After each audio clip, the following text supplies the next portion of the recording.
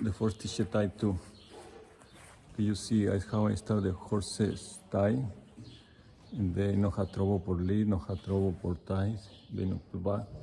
Because you can see right there, it's tied to the neck and then through to the holder. When he want to pull, the pressure is the neck, is not the, and the mouth, they do the thing, the pressure is the side, it's not the directed to the front pull back. Okay, now I go put the water.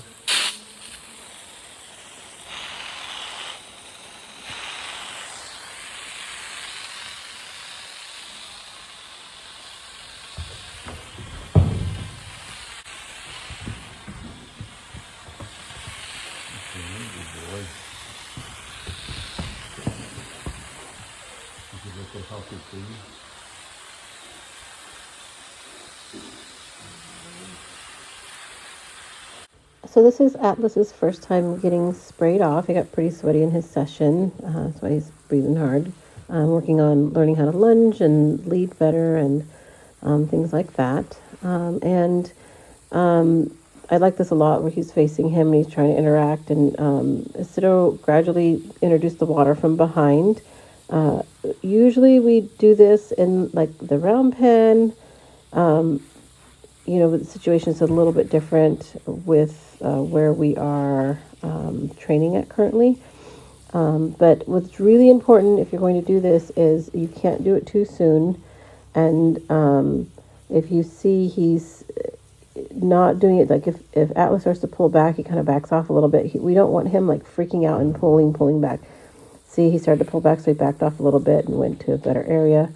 And also Atlas has really learned to give to pressure.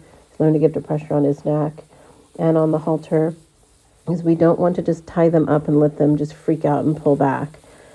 He's also, the way that he's tied it is so that it's far away, so he can, if Atlas gets into trouble, he can untie it very easily and let him go. Because if you try to untie it when you're close to the horse, you're going to be in a really bad position of getting hurt. And you see Atlas is starting to relax a little bit here, and he's interactive. He's not just shut down. If this horse was just head down, ears not moving, not being interactive, and they're shut down like that, then this is way too much for him. He's moving around a bit, which is good, and that's fine. He knows he can move around.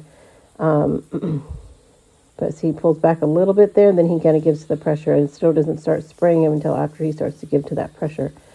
It's very, very fast timing, but that's when, he doesn't want to keep encouraging him to pull back on that. We don't want him to hurt himself and keep pulling back. So he kind of pulled back. He felt that on his neck a little bit, and he then came forward.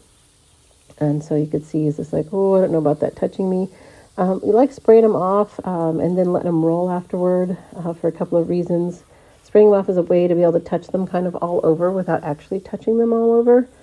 So it's a good way to help him get okay with things kind of touching them all over. Thankfully, Atlas doesn't seem to be much of a striker or kicker, so that's good. But it does help a lot with strikers and kickers. And then we let them roll because it's just good for them. It's good for their mental health, their physical health to really roll. And if they're too worried to really roll or anything, even after work sessions, sometimes just spraying them down like this gets them itchy enough that they'll go and do it. And so we tend to do this, I don't know, after a couple of weeks of training. Atlas is in, I think it's like the end of week 3. And then he just introducing a little bit of face spraying. Not too bad, just so he just very briefly and then takes it away, and then very briefly and then takes it away.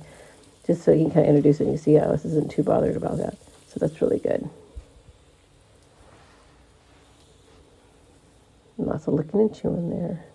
But see the blinking and the ears moving, like he's still present, and that's what's most important. Okay, aquí está Atlas. I don't know where the name is a horse. This is Atlas. You can see the first wash, first bath. He knows. You see how work this system. They know freak out. They learn like naturally. No, I no need force the horse for keep it tight, or you can see right there how he's standing right there, loose the lead, no pull back anything. It's how I teach the horses. I don't have any trouble. The first thing I do is this one, before tied to the holder. It's more safe for the horse and more safe for you. And the horse no go not go cross a lot of trauma, because it's the first thing they learn. They know go different direction they go stay. They know one impression, they stay with where is the root or where is the pressure. They know what, they know run away. You can see where we touch his hand.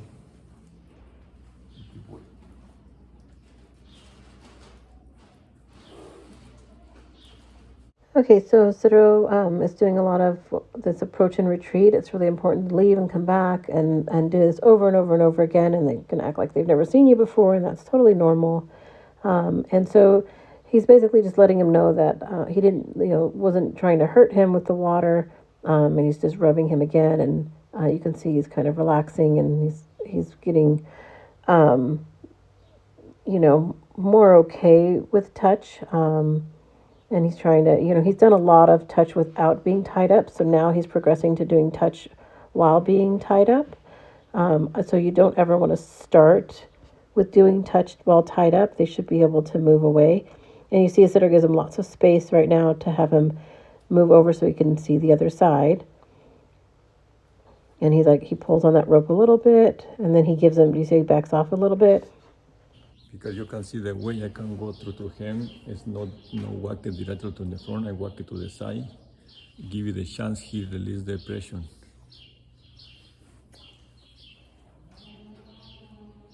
Okay, so the neighbor is doing a bunch of, cutting down trees or something. So that's another reason why I'm doing this voiceover and just turning it down. But also because the Isidro's not wearing a mic. So you can see he waited until he acknowledged him before he walked up to him. You saw Atlas looked at him. That's really important. You don't really want them turning their head and cowering in the corner and not looking at you. They're not ready for this if that's what they're doing. And you see he's adjusting the rope around the neck a little bit. There's a stopper on it so it never chokes them. But that is one of the reasons why we rope them in the beginning. It makes this transition so much easier. And we teach them to give to the pressure around their neck, which is a bigger part than the sensitive parts of their face.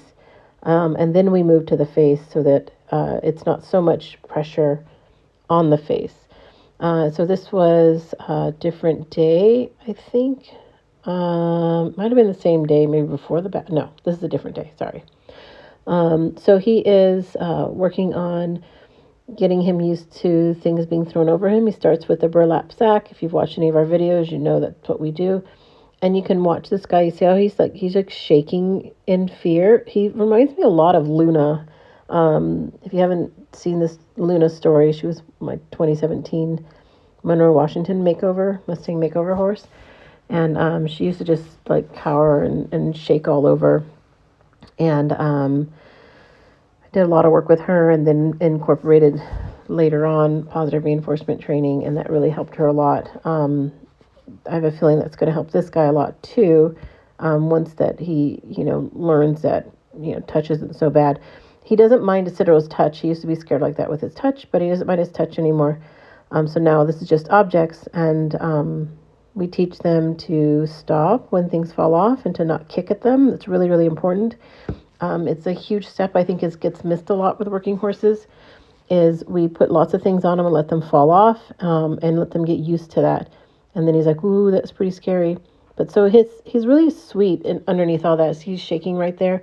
He doesn't want to strike or kick. He's just more of like, I'm just going to kind of shake right here. So he's worried about the pad. He's not worried about Isidro. He's worried about the pad.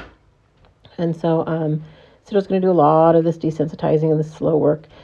This horse was recently gathered. He was gathered October of last year, and then just gelded in January. So he's still pretty, wild stallion. So you can see it's really important that Isidro has it well established, that he knows how to lunge, because like right there, he's like, hey, you need to move away from me a little bit, because you don't want him spooking and jumping on top of you. So he's just trying it. There we go. And then he kind of moved away. Unfortunately, that fell off when he moved away, which is kind of a bummer. So now he's like, oh, I don't want to move away because then that thing falls off. And that's really why he didn't really want to move out, is because he's worried about that thing falling off. But we do it over and over and over again, and then he realizes that nothing bad actually happens. There's no pain involved. He doesn't die and all those things. And he starts to get more confident. It becomes less of a problem. Another reason why it's so important that they don't react when things fall off is if you happen to fall off when you're riding and they aren't used to it, you could get very easily kicked because it's such a reaction for them to kick at things that fall off. And so you really want to make sure that that is instilled on them, as well as stopping. So the very first thing we do is just let things fall off and then not have them react to it. And that was really good. And then we teach them to stop when things fall off. So stay tuned for more.